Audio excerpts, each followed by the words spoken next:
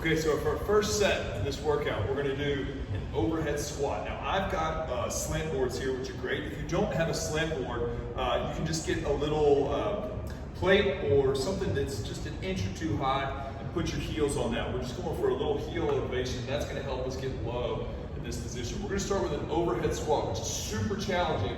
We have a couple rules. We wanna make sure that our stick stays overhead. We don't want it dumped in front of our head. We don't want it way behind our head.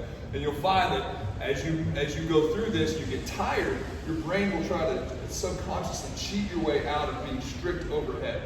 All right, my feet are gonna be close together, my knees and toes are straight forward. Get that tension in your core so we don't let those ribs flare. I'm also pushing together on this stick as I move up and down. I pull myself down into the hole and I press back up. So I'm gonna do 10 reps here as I'm pushing again the stick together with about 30 or 40% effort here. So I'm not moving anywhere, but I'm pushing the stick together. My hands would slide in if they weren't set on the stick. All right, maintain that tension the entire time. That's really, really challenging to do. Immediately when you're done here, we're gonna come over here to our elevated squat, okay? And we're gonna get 10 to 12 reps in here. We're gonna go with a heavy kettlebell or dumbbell, whatever you have access to, core tight. And again, pull yourself down into this, and then stand back up. We're trying to move straight down, keeping our chest up, and then straight back up. We're not hinging at all, so if we scoot that butt back, we're moving more front to back, then straight up and straight down. I like to cue people that when we're in the squat, our butt is trying to beat the kettlebell or the dumbbell to the ground. So as I go down, my butt is trying to beat whatever I'm holding down. That's obviously not gonna happen, but that's a good way to kind of cue it up and think about your pattern and feel your lower abs working a lot more that way. So we're gonna rest for about a minute and a half, 2 minutes after that. We're gonna come right back, and we're gonna have our overhead squat again. Now this time, so I pushed together last time, now I'm gonna be in the exact same position. I'm gonna get that tension again, 30 to 40%, and pull apart. Same exact move. And I'm trying to pull myself deep into the squat and press back out of it. Again, not letting any forward or backward movement happen. Keeping myself upright, pulling to get apart, tension. And then immediately back into squats here. So we're gonna do a set where we're pushing together into heavy squat. A set where we're pulling apart into heavy squat. And we're gonna repeat it. So 4 total sets, 10 each. Allow yourself about a minute and a half to 2 minutes rest coming off of the heavy squat back into the overhead squat. For our second circuit in this workout, we're gonna be in what's called a bridge press. So we're gonna be on our back on the ground, and we're gonna move up into just a bridge right like here. We wanna keep tension in our glutes, and we're honestly thinking about pulling our feet back towards us. They're not gonna move at all, but that'll help keep it in the glutes and keep it out of this low back. We're not trying to arch so much that we lose that tension here. So strong abs, strong glutes, and then strong hamstrings pulling those feet back towards you. A lot of tension in that lower body. And then from here, we're just gonna press straight up and pull straight back down. Press up and pull straight back down. Notice how that weight is not drifting back over my head, so when I push up, it's not going backwards like that, out of control. I'm pressing straight up. I'm also not bringing them together. I'm not trying to bang them together at the top like that. I press straight up, they stay apart, and I pull back down. So be active with that pull. Notice how my hips, they never change angle either. Okay? We'll do 10 reps there. Then we're gonna get on a bench, an incline. You can kind of rig this up however way you need to. We're gonna sit backwards. Okay, and I want to make sure my chest is tall, so I don't want to collapse over the top of the bench. I want my chest to be nice and tall. Got my weights, and I'm going to row. And I'm going to have a big, nice movement of the shoulder blades together when I row up, and then apart when I row down, when I go down. We're actually moving the shoulder blades apart when we release. We don't just drop. So it's the same movement that we had here for the press, only we flipped ourselves around, and now the resistance is coming from the bottom up instead of the top down. What we're gonna do on rep number 10 on each set. So we got 7, 8, 9. On number 10, we're gonna hold for 10 seconds. Again, I'm keeping my chest tall. I'm pressing my abs into the bench. I'm squeezing my arms together. I'm trying to squeeze my arms into my side, squeezing the shoulder blades together. Hold for 10 seconds.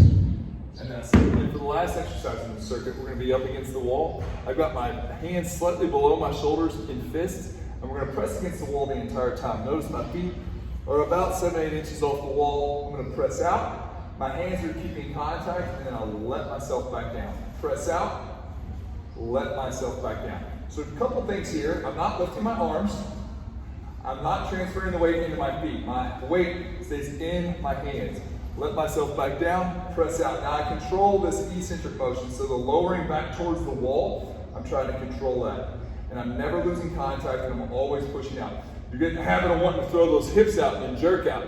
Make it one smooth motion. Press out, pull back in. If it gets to be too hard, take literally a 1-inch step back. If it's too easy, take a 1-inch step out forward. So a big movement in and out is gonna have a big consequence, so make sure that we're not moving too much. We're gonna try to get 12 to 15 of these.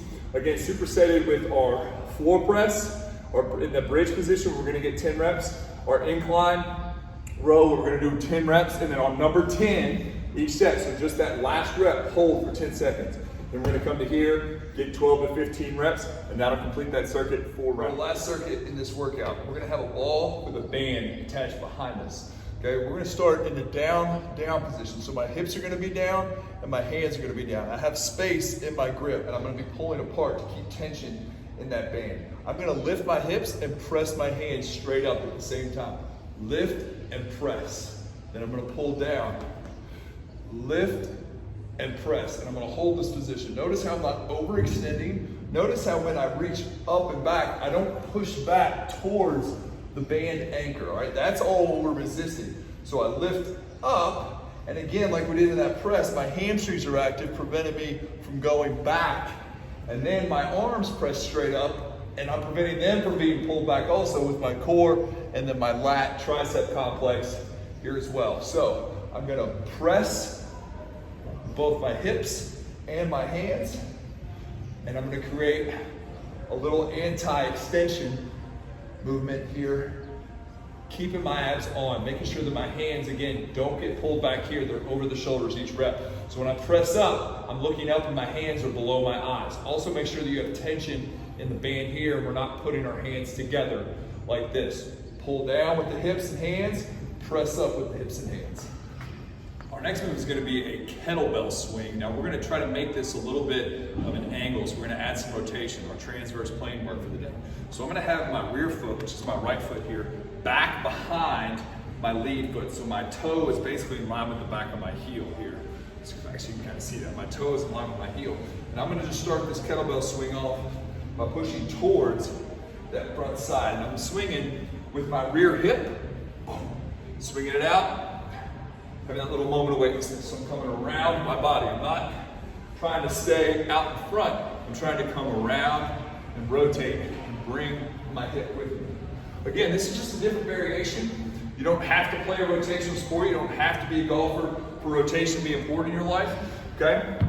If you're having a lot of trouble with this, go down in weight. This is not a maximal weight exercise anyway, so we're not trying to get the heaviest kettlebell. A moderate, light kettlebell is gonna be fine. Work on that pattern, work on sinking.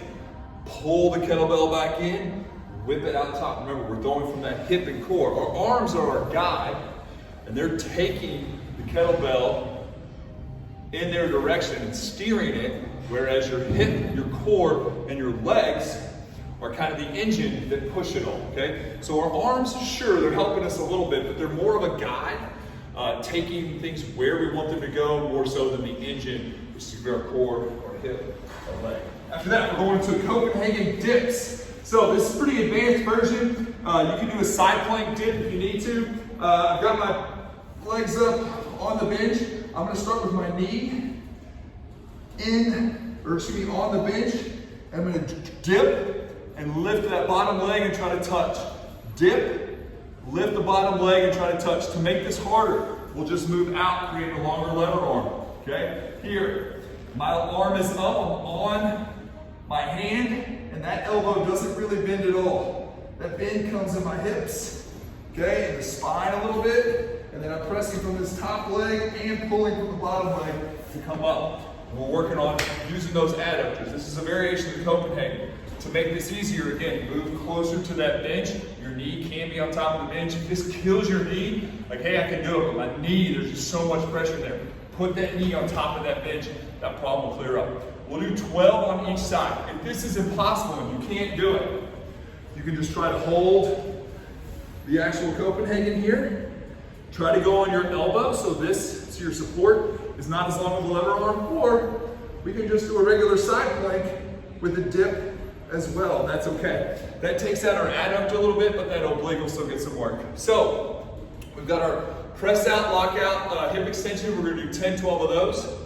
We're gonna do 10, 12 each side here with the rotational kettlebell swing. Again, that rear foot, okay, is behind the front foot, and we're getting a little rotation.